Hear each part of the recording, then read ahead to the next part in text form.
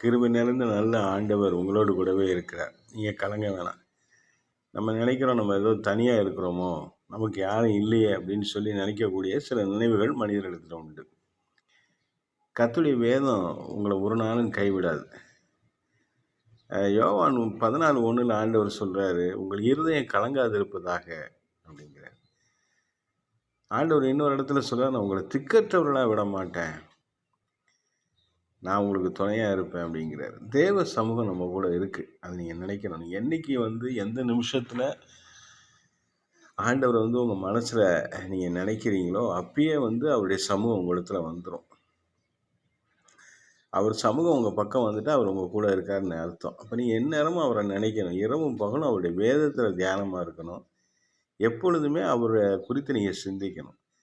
பிரச்சனைகள் போராட்டம் வரப்போ மட்டும் இல்லை, வியாதிகள் வரும் பொழுது மட்டும் இல்லை, சந்தோஷமாக இருக்கும் பொழுதும் ஆரோக்கியமாக இருக்கும் பொழுதும் நீங்கள் கர்த்தரை நினைக்கணும், துதிக்கணும், நிறைய ஜெபிக்க ஆரம்பிக்கணும், ப்ரேயர் பார்ட்னர்ஸை சேர்க்கணும். நமக்கு நல்ல ஜெபிக்கிறவங்கள சேர்த்துக்கணும். அவங்களோட நம்ம பேசணும், டைம் ஸ்பெண்ட் பண்ணணும். வீணான பொழுதுபோக்குறது இதெல்லாம் நம்ம வாழ்க்கையில் இல்லாமல் நேரத்தை அதிகமாக தேவனுடைய சமூகத்தில் செலவு பண்ண ஆரம்பிக்கும் பொழுது பார்த்தீங்கன்னா உங்களுக்கு ஒரு பெரிய கிருபை கிடைக்கும். அவருடைய தூதர்கள் உங்களோட இருப்பாங்க. அவர் தூதர்களை உங்களுக்கு அனுப்புவார். கர்த்தருடைய தூதர்கள் உங்கள் கூட இருந்து உங்களை பாதுகாத்து நடத்துவாங்க. உங்கள் வழிகளெல்லாம் காக்கும்படி உங்கள் பாதம் கல்லில் தரையில் இடையிடாமல் இருக்கிறதுக்கு தூதர்கள் தாங்க முடியாதெல்லாம் கர்த்தர் செய்வார். உங்களை திக்கற்றவர்களாக விட மாட்டார். உங்களை தேற்றுகிற தேவன் அவர், தேற்றரவாளனவர்.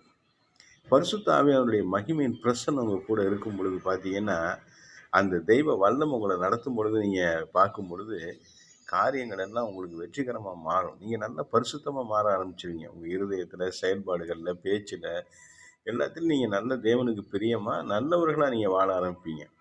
நீங்கள் நல்லவராக இருக்கிறது மட்டுமில்லை, உங்கள் வல்லமை உள்ளவர்களாக வாக்கு வல்லவர்களாக நீங்கள் செயல்படும்படியாகவும் கர்த்தர் உங்களுக்கு அனுக்கிரகம் செய்ய ஆரம்பிச்சிடுவார். நீங்கள் தேவ பிரசன்னத்தை விரும்புங்க. நீங்கள் தனியாக இருக்க மாட்டீங்க. தெய்வம் உங்களோட இருந்தால் நிறைய தூதர்கள் உங்கள் கூட வந்துடுவாங்க. அப்போ நீங்கள் எல்லா அந்தகாரத்தையும் முறியடித்து நீங்கள் எல்லா இருளையும் விலக்கி வாழ்க்கை நல்ல வெளிச்சமாக இருக்கலாம். கர்த்தர் உங்களை ஆசீர்வதிப்பார். ஆமென்.